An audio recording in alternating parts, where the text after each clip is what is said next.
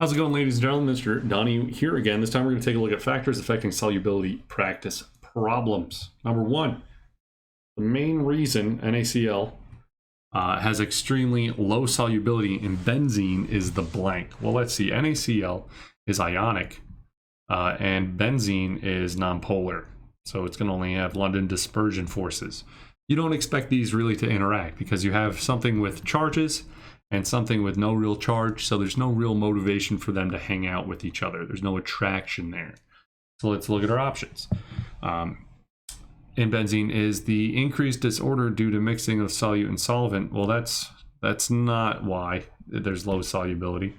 Hydrogen bonding in C6H6, there is no hydrogen bonding in C6H6. Strong solvent interactions? No, the solvent being benzene, London dispersion is relatively weak. No. The strength of covalent bonds in NaCl. There are no covalent bonds in NaCl, so hopefully we got E.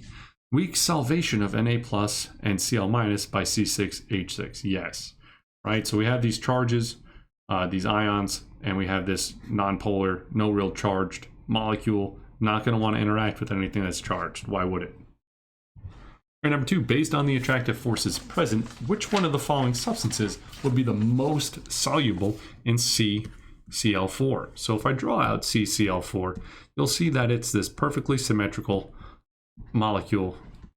And if I could draw that and talk at the same time. So that tells me that it is a nonpolar molecule, which tells me that it has London dispersion forces. So I'm looking for other nonpolar compounds. So if I look at C10H22, that is nonpolar, and maybe that's a good answer. I got H2O, which is polar and it has hydrogen bonding, so definitely not going to be any better than A. I look at C, I have ethanol, but at the end there's some hydrogen bonding, so that probably not going to mix so well. You know, it definitely option A is definitely the winner so far. NaCl being ionic, that's not going to mix with nonpolar things. NH3, well, if I draw NH3, you see that, oh snap, it is polar and it has hydrogen bonding. So which one of these is going to be the most soluble?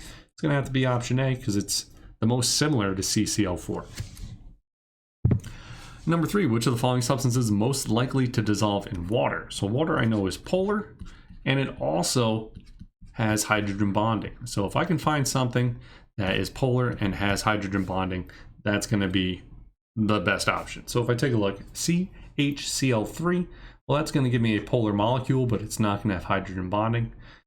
Choice B, I have a really long chain, right? I have CH3, CH2, 8, and then another CH2. So I got like a 10 carbon chain, right? 1, 2, 3, 4, 5, 6, 7, 8, 9, 10. And then there's an OH group. So this whole section right here is pretty nonpolar, but there is a chance for one hydrogen bond. So maybe. If I take a look at choice C, it's an even longer chain with the same thing going on. So C is not going to be nearly as good as B, so I can definitely rule that out.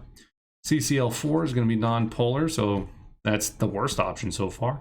And then I have, CH2, CH2, OH. So if I draw that, hey, this thing is pretty nonpolar, and pretty polar. It's got two opportunities, 2 times for the hydrogen bonding. So which one of these would I expect to be the most dissolved? This one. It's got the most chance for hydrogen bonding. All right, these two options only have one opportunity for hydrogen bonding, and there's a whole really big nonpolar section to it. All right, number 4, which of the following is the most soluble in water? So most soluble in water is going to be the most similar to water. So I'm looking for polar things with hydrogen bonding because water is polar and has hydrogen bonding. If I look at my options, the only difference between each of them is how many carbons. How long is this chain of carbons? They each have one opportunity for hydrogen bonding at the end.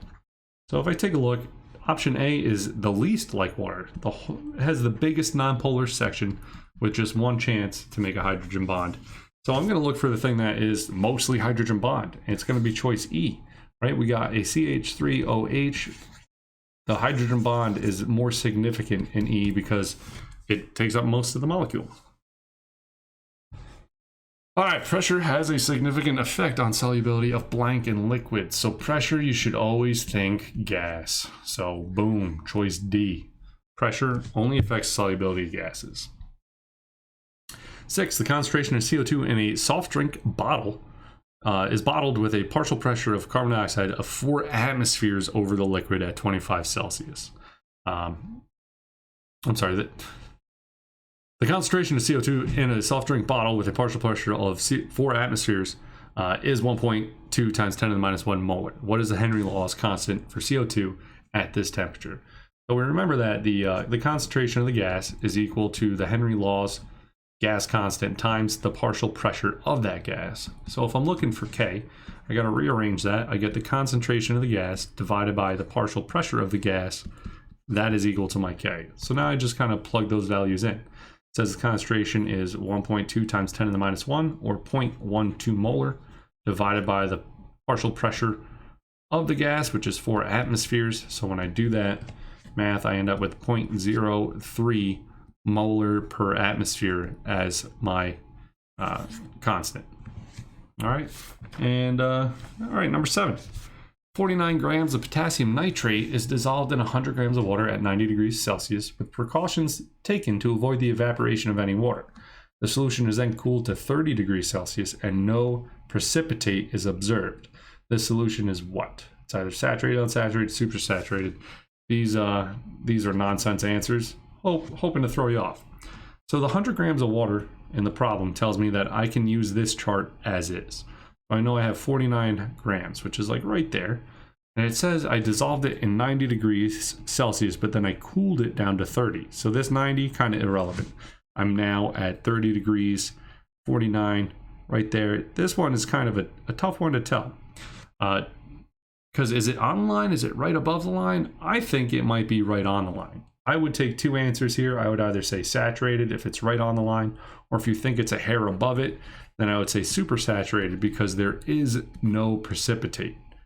So I would take both.